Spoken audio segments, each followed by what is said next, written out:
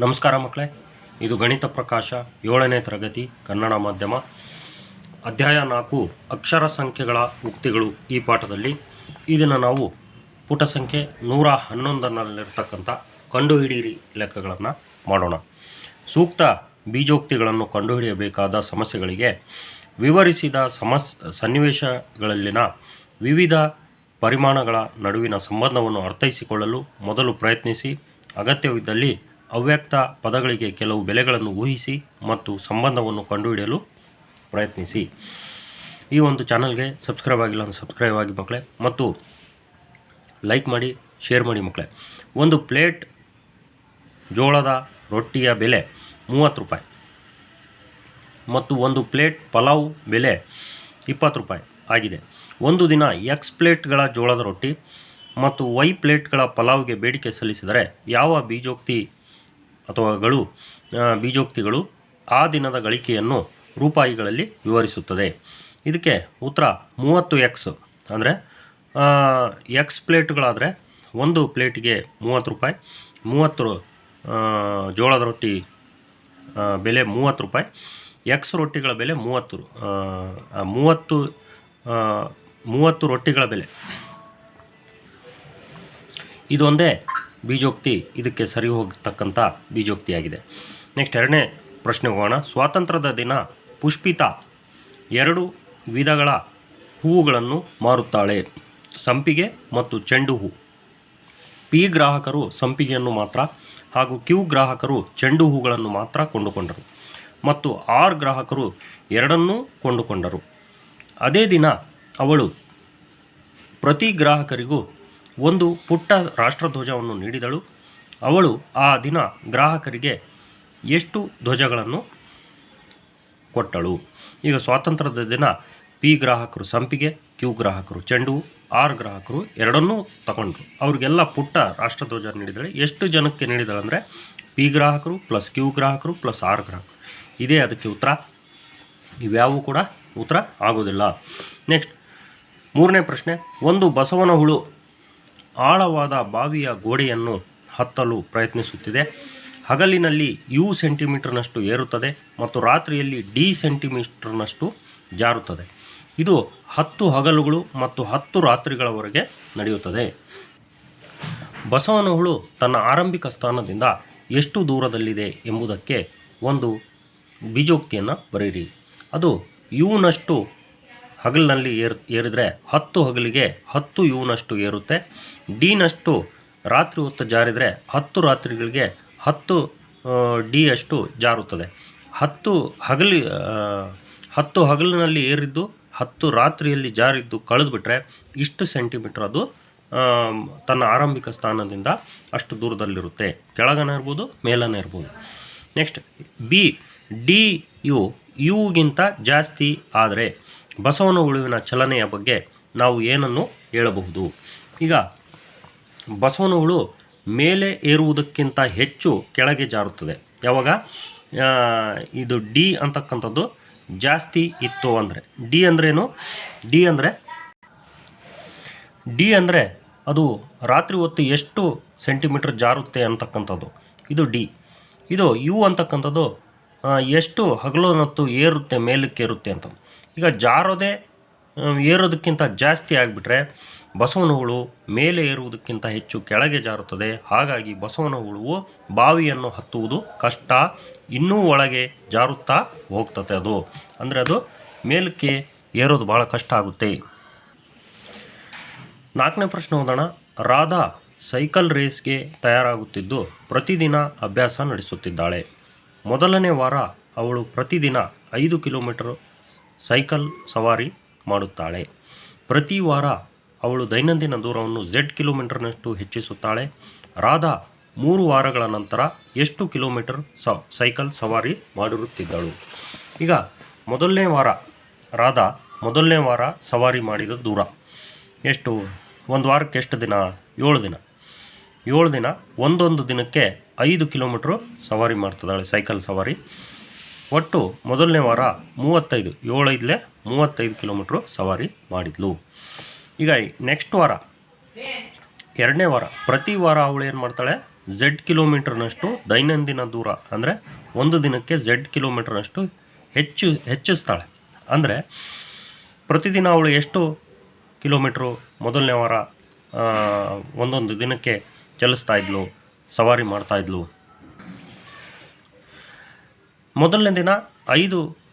ಮೊದಲನೇ ವಾರದಲ್ಲಿ ಒಂದು ದಿನಕ್ಕೆ 5 ಕಿಲೋಮೀಟ್ರ್ ಸವಾರಿ ಮಾಡ್ತಿದ್ಲು. ಅದನ್ನು Z ಕಿಲೋಮೀಟರ್ನಷ್ಟು ಹೆಚ್ಚಿಸ್ತಾಳೆ. ಅಂದರೆ 5 + Z ಅವಳು ಸವಾರಿ ಮಾಡ್ತಾಳೆ ಒಂದು ದಿನಕ್ಕೆ. ಅಂಥದ್ದು ಎರಡನೇ ವಾರದಲ್ಲಿ ಅಂದರೆ 7 ದಿನ, ಒಂದು ವಾರದಾಗ 7 ದಿನ ಗುಣಿಸಿದರೆ 7 × 35 + 7 × Z 7Z ಇಷ್ಟು ಕಿಲೋಮೀಟ್ರ್ ಅವಳು ಎರಡನೇ ವಾರ ಚಲಿಸ್ತಾಳೆ. ಎರಡನೇ ವಾರ ಎಷ್ಟು ಚಲಿಸ್ತಾಳೆ? 35 + 7Z ಕಿಲೋಮೀಟರ್ನಷ್ಟು ಚಲಿಸ್ತಾಳೆ. ಮೂರನೇ ವಾರ ನೋಡಿರಿ, ಎರಡನೇ ವಾರದ್ದು ದೈನಂದಿನ ಸೈಕಲ್ ಸವಾರಿ 5 + Z ಆಗಿತ್ತು. ಮೊದಲನೇ ವಾರ ಸೈಕಲ್ ಸವಾರಿ 5 ಕಿಲೋಮೀಟ್ರು. ಎರಡನೇ ವಾರದ್ದು ಸೈಕಲ್ ಸವಾರಿ ಒಂದು ದಿನಕ್ಕೆ 5 + Z. ಈಗ ಮೂರನೇ ವಾರ 5 + Z ಮತ್ತೆ Z ಹೆಚ್ಚಿಸ್ತಾಳೆ. ಅಂದರೆ Z + Z 2Z ಆಯಿತು. 5 + 2Z. ಇದು ಮೂರನೇ ವಾರದಲ್ಲಿ 7 ದಿನ ಅಲ್ಲ, 7ರಿಂದ ಗುಣಿಸಿದರೆ 7 × 5 35, 7 × 14Z. ಇದು ಮೂರನೇ ವಾರ ಅವಳು ಒಂದು ಸವಾರಿ ಮಾಡಿರ್ತಕ್ಕಂಥ ಕಿಲೋಮೀಟ್ರುಗಳು. ಈಗ ಒಟ್ಟು 3 ವಾರಗಳ ನಂತರ ಒಟ್ಟು ಸವಾರಿ ಮಾಡಿದ ದೂರ. ಮೊದಲನೇ ವಾರ 35, ಎರಡನೇ ವಾರ 35 + 7Z, ಮೂರನೇ ವಾರ 35 + 14Z. ಕೂಡಿದರೆ 3 35ಗಳು ಕೂಡಿದರೆ 105, 7Z 14Z ಕೂಡಿದರೆ 21Z. Total ಅವಳು 3 ವಾರಕ್ಕೆ 105 + 21Z ಕಿಲೋಮೀಟರ್ನಷ್ಟು ಅವಳು ಸೈಕಲ್ ಸವಾರಿ ಮಾಡಿದ್ದಾಳೆ. 5ನೇ ಪ್ರಶ್ನೆ, ಮುಂದಿನ ಚಿತ್ರದಲ್ಲಿ ಬೀಜೋಕ್ತಿ W+2 ಒಂದು ಪಥದಲ್ಲಿ ಹೇಗೆ 4W + 20 ಆಗುತ್ತದೆ ಎಂಬುದನ್ನು ಗಮನಿಸಿ. ಉಳಿದ ಪಥಗಳಲ್ಲಿ ಬಿಟ್ಟು ಹೋದ ಜಾಗಗಳನ್ನು ತುಂಬಿ. ಅಂಡಾಕಾರಗಳು ಬೀಜೋಕ್ತಿಗಳನ್ನು ಹಾಗೂ ಬಾಕ್ಸ್ಗಳು ಕ್ರಿಯೆಗಳನ್ನು ಹೊಂದಿರುತ್ತವೆ. ಈಗ W+2 ಅಂತಕ್ಕಂಥದ್ದು 4W + 20 ಹೇಗಾಗಿದೆ ಅನ್ನೋದನ್ನು ನೋಡ್ರಿ ಅಂತ ಹೇಳಿದ್ದಾರೆ. ಎಲ್ಲ ಬಾಕ್ಸ್ಗಳನ್ನು ಅವರೇ ತುಂಬಿದ್ದಾರೆ. +3 ಅಂತ ಇಲ್ಲಿ W+2ಕ್ಕೆ +3 ಸೇರಿಸಿದರೆ +2 +3 +5 ಆಗುತ್ತೆ. W+5 ಆಯಿತು. ಇದಕ್ಕೆ ಇಂಟು 4ರಿಂದ ಗುಣಿಸಿದರೆ 4 × W 4W ಆಯಿತು. 4 × 5 20 ಆಯಿತು. 4W + 20. ಇದೇ ರೀತಿ ನಾವು ಇಲ್ಲಿ ಈ ಕಡೆದನ್ನು ನೋಡೋಣ. ಇಲ್ಲಿ -5 ಅಂದರೆ 5 ಕಳೆದ್ರೆ ಇಲ್ಲಿ +2 ಇದೆ, ಇಲ್ಲಿ -5 ಇದೆ. 5ರಲ್ಲಿ 2 ಹೋದರೆ 3 -3 ಆಗುತ್ತೆ. W -3 ಆಗಿದೆ. ಇಲ್ಲಿ into 3 ಹಾಕಿದಾನೆ, 3ರಿಂದ ಗುಣಿಸ್ಬೇಕು. 3 × W 3W minus 3 3 9 3W -9. Next ಇಲ್ಲಿಗೆ ಬರೋಣ. ಈ ಮೂಲಿಗೆ ಇಲ್ಲಿ -8 ಹಾಕಿದ್ದಾರೆ, ಅಂದರೆ ಇಲ್ಲಿ +2 ಇದೆ. -8 ಅಂದರೆ 8ರಲ್ಲಿ 2 ಹೋದರೆ 6 W -6. ದೊಡ್ಡದು 8, ದೊಡ್ಡರಲ್ಲಿ ಚಿಕ್ಕದು ಕಳೆದೀವಿ. ದೊಡ್ಡರ ಚಿಹ್ನೆ -6ಕ್ಕೆ ಬರುತ್ತೆ. W -6. ಇಲ್ಲಿ -4 ಅಂದರೆ ಇದರಲ್ಲಿ ಮತ್ತೆ ಕಳೀರಿ ಅಂತ ಹೇಳಿದಾನೆ. -4 ಇಲ್ಲಿ ಮೊದಲೇ -6 ಇದೆ, ಇನ್ನು -4 ಬಂದರೆ -10 ಆಗುತ್ತೆ. ಎರಡೂ ಸೇರಿ -10 ಆಗುತ್ತೆ. ಅದಕ್ಕೆ W -10. ನೆಕ್ಸ್ಟ್ W+2ಕ್ಕೆ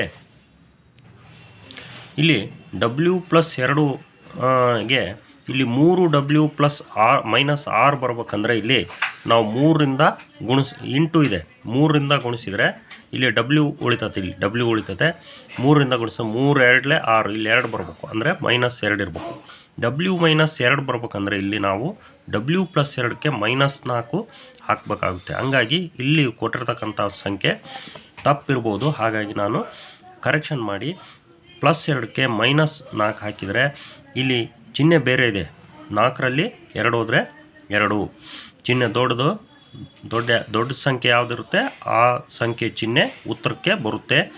ಈ 4ರಲ್ಲಿ 2 ಹೋದರೆ 2, 2ಕ್ಕೆ ಚಿಹ್ನೆ ಮೈನಸ್ಸು. ದೊಡ್ಡದ್ರ ಚಿಹ್ನೆ ಮೈನಸ್ ಇರೋದು ಉತ್ತರಕ್ಕೆ ಬರುತ್ತೆ. W -2. ಇದಕ್ಕೆ ನಾವು 3ರಿಂದ ಗುಣಿಸಿದರೆ 3 × W 3W 3 2 6 -6. ನೆಕ್ಸ್ಟ್ ಆರನೇ ಪ್ರಶ್ನೆ, ಒಂದು ಸ್ಥಳೀಯ ರೈಲು ಯಹಾಪುರ್ನಿಂದ ವಹಾಪುರ್ವರೆಗಿನ ದಾರಿಯಲ್ಲಿನ ಸಮಾನ ಅಂತರದಲ್ಲಿರುವ 3 ನಿಲ್ದಾಣಗಳಲ್ಲಿ ನಿಲುಗಡೆಯಾಗುತ್ತದೆ. ಒಂದು ನಿಲ್ದಾಣದಿಂದ ಇನ್ನೊಂದು ನಿಲ್ದಾಣಕ್ಕೆ ಪ್ರಯಾಣಿಸಲು ತೆಗೆದುಕೊಳ್ಳುವ ಸಮಯ ನಿಮಿಷಗಳಲ್ಲಿ ಒಂದೇ ಆಗಿರುತ್ತದೆ ಹಾಗೂ ಇದನ್ನು ಟಿಯಿಂದ ಸೂಚಿಸಲಾಗುತ್ತದೆ. 3 ನಿಲ್ದಾಣಗಳಲ್ಲಿ ರೈಲು ತಲಾ 2 ನಿಮಿಷ ನಿಲ್ಲುತ್ತದೆ.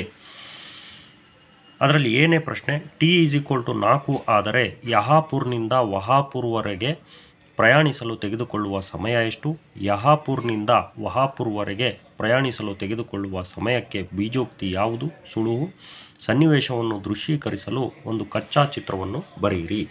ಈಗ ಒಂದು ಕಚ್ಚಾ ಚಿತ್ರ ಅಂದರೆ ಇದು ಯಹಾಪುರ್, ಇದು ವಹಾಪುರ್. ಇಲ್ಲಿ ಯಹಾಪುರ್ನಿಂದ ವಹಾಪುರ್ಗೆ ಹೋಗೋ ದಾರಿಯಲ್ಲಿ 3 ನಿಲ್ದಾಣಗಳು ಇದ್ದಾವೆ.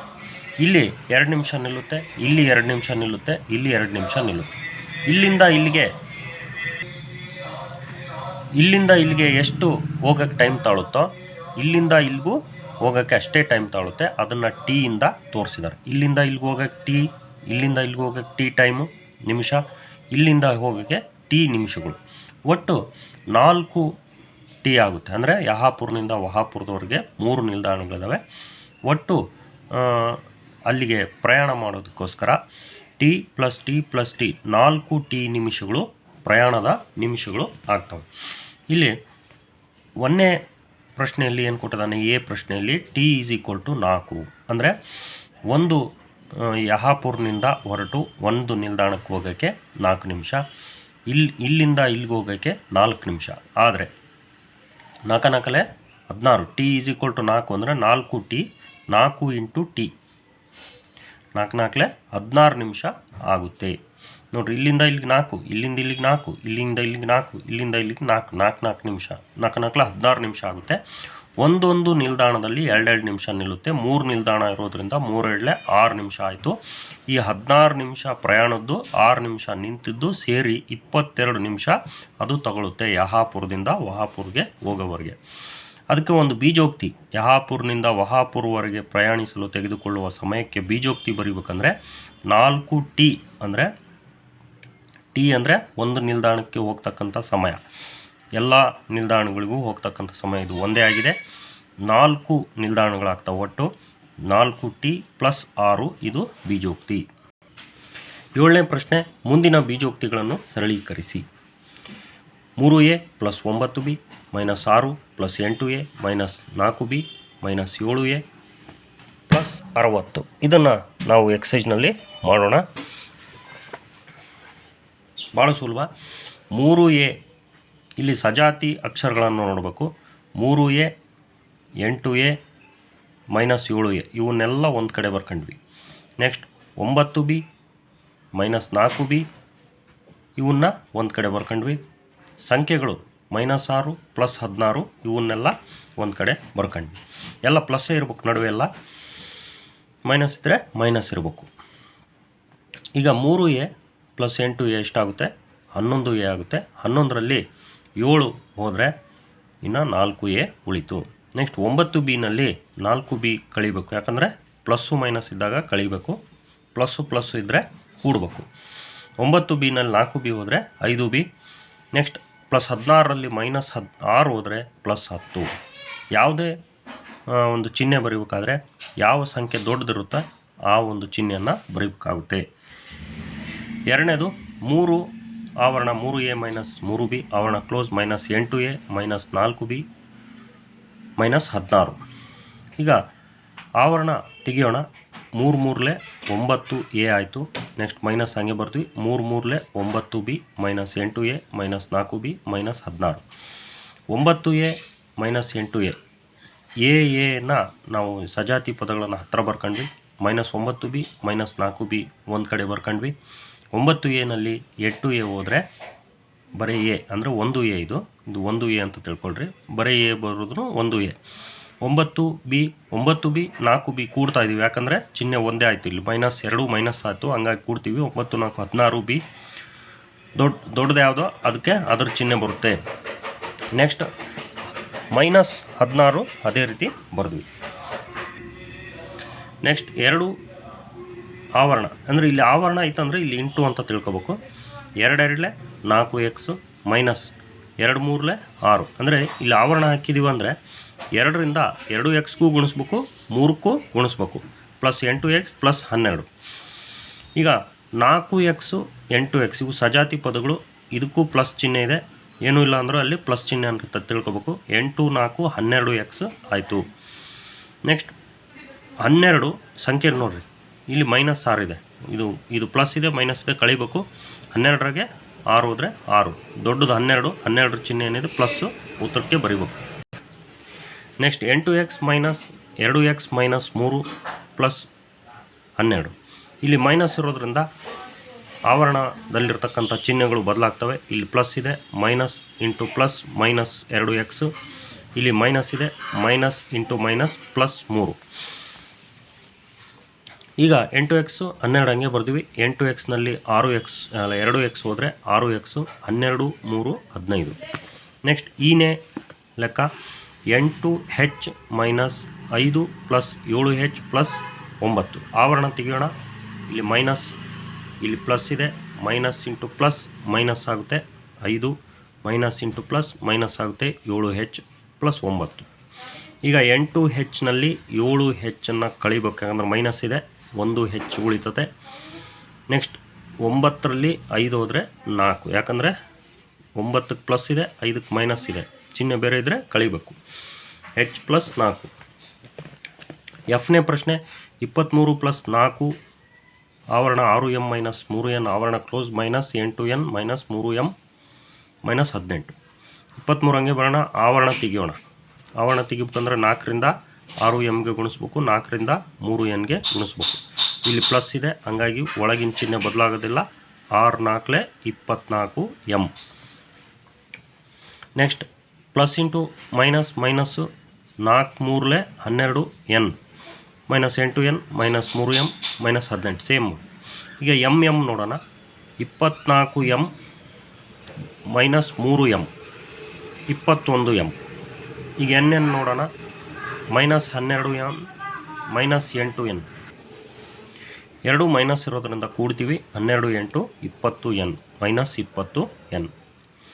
ನೀವು ಕೂಡ್ರಿ ಅಥವಾ ಕಳೀರಿ ನೋಡಿರಿ, ದೊಡ್ಡ ಸಂಖ್ಯೆ ಯಾವ್ದು ಇರ್ತದೆ ಅದ್ರ ಚಿಹ್ನೆ ಏನಿರುತ್ತೆ ಆ ಚಿಹ್ನೆ ಉತ್ತರಕ್ಕೆ ಬಂದಿರುತ್ತೆ ಅನ್ನೋದನ್ನ ನೆನ್ಪಿಟ್ಕೊಳ್ರಿ. ನೆಕ್ಸ್ಟ್ ಈಗ ಸಂಖ್ಯೆ ನೋಡೋಣ, ಇಲ್ಲಿ 23 ಇದೆ, ಇಲ್ಲಿ 18 ಇದೆ, ಇದಕ್ಕೆ ಮೈನಸ್ ಇದೆ, ಇದಕ್ಕೆ ಪ್ಲಸ್ ಇದೆ, ಹಂಗಾಗಿ ಕಳಿಬೇಕು. 23ರಲ್ಲಿ 18 ಹೋದರೆ ಪ್ಲಸ್ 5. ನೆಕ್ಸ್ಟ್ 8ನೇ ಪ್ರಶ್ನೆ, ಮುಂದೆ ನೀಡಿರುವ ಬೀಜೋಕ್ತಿಗಳನ್ನು ಕೂಡಬೇಕಂತೆ. ಈಗ 4d ಮೈನಸ್ 7c ಪ್ಲಸ್ 9 ಮತ್ತು 8c ಮೈನಸ್ 11 ಪ್ಲಸ್ 9d. ಈಗ ಕೂಡ್ಬೇಕಂದ್ರೆ ಇಲ್ಲಿ ಚಿಹ್ನೆ ಏನೂ ಬದಲಾಗೋದಿಲ್ಲ, ನೀವು ಸುಮ್ಮನೆ ನಡುವೆ ಒಂದು ಪ್ಲಸ್ ಹಾಕ್ಬಿಟ್ರೆ ಸಾಕು. Plus 8c minus 11 plus 9d. ಈಗ ಡಿ ನೋಡೋಣ, ಈಗ ಡಿ ನೋಡೋಣ. 4d 9d ಎರಡೂ ಪ್ಲಸ್ ಅದಾವಾಗ ಕೂಡಬೇಕು. 9 4 13d. ಅವ್ರು ಕೂಡ್ರಿ ಅಂತ ಹೇಳಿದ್ದಾರೆ, ಆದರೆ ಇಲ್ಲಿ ಚಿಹ್ನೆ ಒಂದೇ ಇದ್ದರೆ ಮಾತ್ರ ಕೂಡಬೇಕು, ಇಲ್ಲಾಂದ್ರೆ ಕಳಿಬೇಕು. ಚಿಹ್ನೆ ಬೇರೆ ಬೇರೆ ಇದ್ದರೆ ಕಳಿಬೇಕು. ಈಗ ಸಿ ನೋಡೋಣ, 8c 7c ಚಿಹ್ನೆ ಬೇರೆ ಇದೆ, ಇದು ಮೈನಸ್ ಇದೆ, ಇದು ಪ್ಲಸ್ ಇದೆ, ಹಂಗಾಗಿ ಕಳಿಬೇಕು. 8ರಲ್ಲಿ 7 ಹೋದರೆ 1c, 8ರ ಚಿಹ್ನೆ ಪ್ಲಸ್ ಈಗ. ಸಂಖ್ಯೆ ನೋಡೋಣ, ಮೈನಸ್ 11ರಲ್ಲಿ ಪ್ಲಸ್ 9 ಕಳಿಬೇಕಾಗುತ್ತೆ, ಚಿಹ್ನೆ ಬೇರೆ ಇದೆ. 11ರಲ್ಲಿ 9 ಹೋದರೆ 2. ನೆಕ್ಸ್ಟ್ ಬಿನೇದು ಕೂಡ್ರಿ ಅಂತ ಹೇಳಿದ್ದಾರೆ, ಹಂಗಾಗಿ ಇದೇನೈತೆ ಹಂಗೆ ಬರ್ಕೊಂಡ್ವಿ ಇಲ್ಲಿ, ಮತ್ತು ಇದೇನೈತೆ ಹಂಗೆ ಬರ್ಕೊಂಡು. ಚಿಹ್ನೆ ಬದಲಾಗೋದಿಲ್ಲ ಪ್ಲಸ್ ಇದ್ದಾಗ, ಅಂದರೆ ಕೂಡ್ಬೇಕಾದ್ರೆ ಚಿಹ್ನೆ ಬದಲಾಗೋದಿಲ್ಲ. ಮೈನಸ್ ಇರೋದು ಮೈನಸ್ಸೇ, ಪ್ಲಸ್ ಇರೋದು ಪ್ಲಸ್ಸೇ ಬರ್ಕೊಂಡ್ವಿ. ಈಗ ಎಫ್ ನೋಡೋಣ, ಮೈನಸ್ 6f ಇದೆ, ಪ್ಲಸ್ 13f ಇದೆ, ಚಿಹ್ನೆ ಬೇರೆ ಇದೆ, ಕಳಿಬೇಕು. 13ರಲ್ಲಿ 6 ಹೋದರೆ 7f, ದೊಡ್ಡದ್ರ ಚಿಹ್ನೆ ಪ್ಲಸ್ ಇದೆ, ಹಂಗಾಗಿ ಇದಕ್ಕೆ ಪ್ಲಸ್. ಇಲ್ಲಿ ಏನಿಲ್ಲ ಅಂದರೂ ಪ್ಲಸ್ ಅಂತಲೇ ತಿಳ್ಕೊಬೇಕು. ನೆಕ್ಸ್ಟ್ ಎಸ್ ನೋಡೋಣ, ಮೈನಸ್ 8s ಪ್ಲಸ್ 12s, ಅಂದರೆ ಚಿಹ್ನೆ ಬೇರೆ ಇದೆ, ಕಳಿಬೇಕು. 12ಗೆ 8 ಹೋದರೆ 4s ಪ್ಲಸ್ 4s. ನೆಕ್ಸ್ಟ್ ಸಂಖ್ಯೆ ನೋಡೋಣ, ಮೈನಸ್ 23ರಲ್ಲಿ ಪ್ಲಸ್ 19 ಕಳೆದ್ರೆ ಇನ್ನು ಮೈನಸ್ 4. ನೆಕ್ಸ್ಟ್ ಸಿನೇದು 8d ಮೈನಸ್ 14c ಪ್ಲಸ್ 9 ಮತ್ತು 16c ಮೈನಸ್ 11 ಪ್ಲಸ್ 9 ಡಿ. ಇಲ್ಲಿ ಪ್ಲಸ್ ಹಾಕೋಣ, ಇವೆರಡರ ನಡುವೆ ಪ್ಲಸ್ ಹಾಕೋಣ, 16 ಸಿ ಬರ್ಕೊಂಡ್ವಿ. ಇಲ್ಲಿ ಆವರಣ ತೆಗಿಬೇಕಲ್ಲ, ಹಂಗಾಗಿ ಒಳಗಿನ ಚಿಹ್ನೆಗಳು ಬದಲಾಗ್ತವೆ. ಇಲ್ಲಿ ಪ್ಲಸ್ ಇದ್ದರೆ minus into plus minus 11 minus into plus minus 9 D, minus 11 minus 9 D. ಈಗ ಡಿ ನೋಡೋಣ, 8 ಡಿ ಮೈನಸ್ 9 ಡಿ ಕಳಿಬೇಕಾಗಿದೆ. 9 ಡಿನಲ್ಲಿ 8 ಡಿ ಹೋದರೆ 1 ಡಿ ಮೈನಸ್ ಡಿ. ದೊಡ್ಡದು ಮೈನಸ್ ಅಲ್ಲ ದೊಡ್ಡದು ಮೈನಸ್ ಇದೆ, ಹಾಗಾಗಿ ಸಿ ನೋಡೋಣ. ಪ್ಲಸ್ 16 ಸಿಯಲ್ಲಿ ಮೈನಸ್ 14 ಸಿ ಕಳೆದ್ರೆ ಪ್ಲಸ್ 2 ಸಿ. ನೆಕ್ಸ್ಟ್ ಮೈನಸ್ 11ರಲ್ಲಿ 9 ಕಳೆದ್ರೆ ಇನ್ನು ಮೈನಸ್ 2.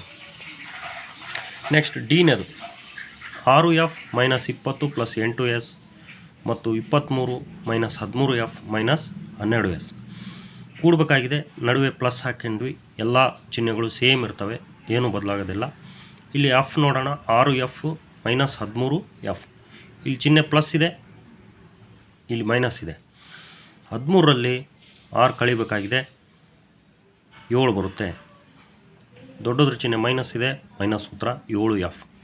ಈ ಎಸ್ ನೋಡೋಣ, 8S ಪ್ಲಸ್ ಇದೆ, 12S ಮೈನಸ್ ಇದೆ, ಕಳಿಬೇಕು. 12ರಲ್ಲಿ 8 ಹೋದರೆ 4, 12ರ ಚಿಹ್ನೆ ಮೈನಸ್ 4X. 23ರಲ್ಲಿ ಇನ್ನು 20 ಕಳೆದ್ರೆ 3 ಆಗುತ್ತೆ, 13 ಅಂತ ಬರ್ಬಿಟ್ಟಿದ್ದೀನಿ, 3 ಆಗುತ್ತೆ, ಪ್ಲಸ್ 3. 23ರ ಚಿಹ್ನೆ ಪ್ಲಸ್ ಇದೆ, ಹಾಗಾಗಿ ಪ್ಲಸ್ 3. ನೆಕ್ಸ್ಟ್ ಈನೇ ಪ್ರಶ್ನೆ, 13M ಮೈನಸ್ 12N ಮತ್ತು 12N ಮೈನಸ್ 13M. ಚಿಹ್ನೆ ಬದಲಾಗೋದಿಲ್ಲ, ಸೇಮ್ ಬರ್ಕೊಂತೀವಿ. ಇಲ್ಲಿ ಏನಿದೆ ಪ್ಲಸ್ ಇದೆ, ಪ್ಲಸ್ಸು ಮೈನಸ್ 13M. ಪ್ಲಸ್ 13Mಲ್ಲಿ ಮೈನಸ್ 13M ಹೋದರೆ 0, ಮೈನಸ್ 12Nನಲ್ಲಿ ಪ್ಲಸ್ 12N ಹೋದರೆ 0. ಇದನ್ನು ಈ ರೀತಿ ನಾವು ಕ್ಯಾನ್ಸಲ್ ಮಾಡ್ತೀವಿ, ಮಾಡಿ 0 ಬರಿತೀವಿ. ಒಂದು ಉಳಿಯೆಲ್ಲ ತಿಳ್ಕೊಳ್ರಿ, ಇದರಲ್ಲಿ 0 ಉಳಿತದೆ.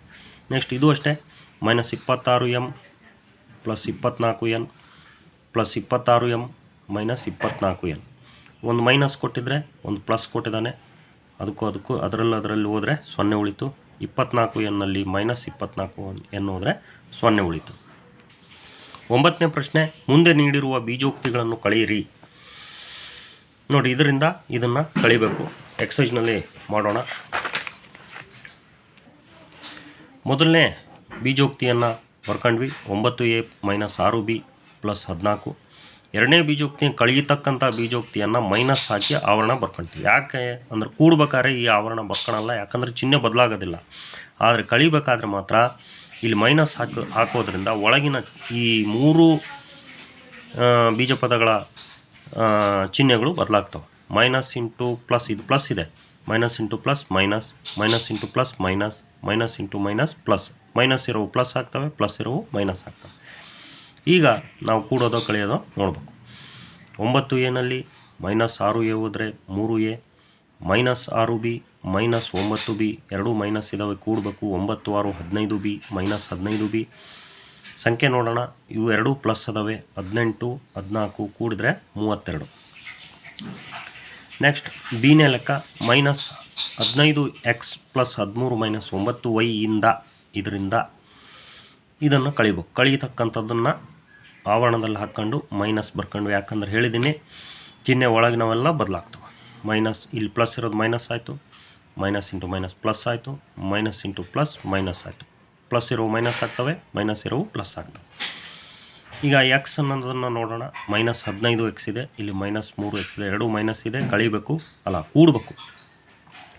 15 3 18X ಮೈನಸ್, ದೊಡ್ಡದ್ರ ಚಿಹ್ನೆ ಉತ್ತರಕ್ಕೆ ಬರುತ್ತೆ ಅಂತ ಮೊದಲೇ ಹೇಳಿದ್ದೀನಿ.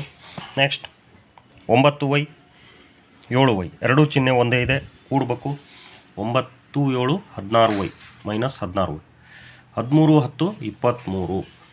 ನೆಕ್ಸ್ಟ್ 7ನೇ ಪ್ರಶ್ನೆ, 17G ಪ್ಲಸ್ 9 ಮೈನಸ್ 7Hನಿಂದ 11 ಮೈನಸ್ 10G ಪ್ಲಸ್ 3Hನ್ನು ಕಳಿಬೇಕು. ಆವರಣ ಹಾಕ್ಕೊಂಡು ಬರ್ಕೊಂಡು ಮೈನಸ್ ಹಾಕಿದ್ವಿ, ಒಳಗಿನ ಚಿಹ್ನೆಗಳೆಲ್ಲ ಬದಲಾಗು. Minus 11 plus 10G minus 3H. ಹೆಚ್ಚು ಎರಡೂ ಮೈನಸ್ ಇದ್ದಾವೆ, ಹಂಗಾಗಿ ಕೂಡಬೇಕು. ಮೈನಸ್ 10H ಆಯಿತು. ಜಿ ನೋಡಿದರೆ ಎರಡೂ ಪ್ಲಸ್ ಅದಾವೆ, ಕೂಡಬೇಕು. 27G ಆಯಿತು. 17 10 27G. ಸಂಖ್ಯೆಗಳು ನೋಡಿದರೆ ಪ್ಲಸ್ ಇದೆ ಮೈನಸ್ ಇದೆ ಕಳಿಬೇಕು. 11 9 ಹೋದರೆ 2, ದೊಡ್ಡದ್ರ ಚಿಹ್ನೆ ಮೈನಸ್ ಇರೋದ್ರಿಂದ -2. ನೆಕ್ಸ್ಟ್ ಡಿನೇ ಪ್ರಶ್ನೆ. ಇದರಿಂದ ಇದನ್ನು ಕಳಿಬೇಕು, ಅದಕ್ಕೆ ನಾವೇನು ಹಾಕಿದ್ವಿ, ಮೈನಸ್ ಹಾಕಿದ್ವಿ. ಇದನ್ನು ಬರೆದು ಆವರಣದಲ್ಲಿ ಬರ್ಕೊಂಡ್ವಿ. ಇದು ಮೊದಲೇ ಈ ಆವರಣ ನಾವು ತಕ್ಕೊಳ್ಳೋಣ. ಇಲ್ಲಿ -9b ಆಯಿತು, ಇಲ್ಲಿ ಪ್ಲಸ್ ಇರೋದು ಮೈನಸ್ ಆಯಿತು, -18. Minus into plus -18. ಮತ್ತು ಈ ಒಂದು ಆವರಣ ತೆಗೆಯೋಣ. ಒಳಗಿರೋವೆಲ್ಲ ಚಿಹ್ನೆ ಚೇಂಜ್ ಆಗ್ತವೆ. ಇಲ್ಲಿ ಪ್ಲಸ್ ಇದೆ, minus into plus minus, -6a, minus into minus plus, minus into minus plus. Minus ಇರೋವು ಪ್ಲಸ್ ಆಗ್ತವೆ, ಪ್ಲಸ್ ಇರೋವು ಮೈನಸ್ ಆಗ್ತವೆ ಕಳಿಯೋದ್ರಲ್ಲಿ. ಈಗ 9a -6a ಕಳಿಬೇಕು. 9ರಲ್ಲಿ 6 ಹೋದರೆ 3a, -6b ಪ್ಲಸ್ 9b. ಚಿಹ್ನೆ ಬೇರೆ ಇದೆ, ಕಳಿಬೇಕು. 9ರಾಗ 6 ಹೋದರೆ 3b, ದೊಡ್ಡದ್ರ ಚಿಹ್ನೆ ಪ್ಲಸ್ ಇದೆ, ಹಂಗಾಗಿ ಪ್ಲಸ್ ಬರೆದ್ವಿ. ಇಲ್ಲಿ ಪ್ಲಸ್ 14 ಇದೆ, ಪ್ಲಸ್ 18 ಇದೆ, ಕೂಡಿದರೆ +32. ನೆಕ್ಸ್ಟ್ ಈನೇ ಪ್ರಶ್ನೆ. 10x + 2 + 10y ಕಳಿತಕ್ಕಂಥ ಸಂಖ್ಯೆ. ಇದನ್ನು ನಾವು ಆವರಣ ಹಾಕಿ ಬರ್ಕೊಂಡ್ವಿ, ಮೈನಸ್ ಹಾಕಿ. ಆವರಣ ತೆಗೆದ್ರೆ minus into minus plus 3y ಆಯಿತು, ಮೈನಸ್ ಇಂಟು ಪ್ಲಸ್ -8 ಆಯಿತು, minus into minus plus 3x ಆಯಿತು. ಈಗ ಎಕ್ಸ್ಗಳನ್ನು ನೋಡೋಣ. 10x + 3x ಚಿಹ್ನೆ ಒಂದೇ ಇದೆ, ಕಳಿಬೇಕು ಅಲ್ಲ ಕೂಡಬೇಕು. 10 3 13x. 10y 3y ಎರಡೂ ಚಿಹ್ನೆ ಒಂದೇ ಇದೆ, 13y ಆಯಿತು, ಕೂಡಿದ್ವಿ. +2 -8 ಇದು ಕಳಿಬೇಕು, ಚಿಹ್ನೆ ಬೇರೆ ಇದೆ. 8ರಲ್ಲಿ 2 ಹೋದರೆ 6, -6. ನೆಕ್ಸ್ಟ್ ಎಫ್ನೇ ಪ್ರಶ್ನೆ. 8g + 4h - 10 ಇದರಿಂದ ಇದನ್ನು ಕಳಿಬೇಕು. ಮೈನಸ್ ಹಾಕಿದ್ವಿ, ಆವರಣ ಹಾಕಿದ್ವಿ. ಒಳಗೆ ಆವರಣದಲ್ಲಿರ್ತಕ್ಕಂಥ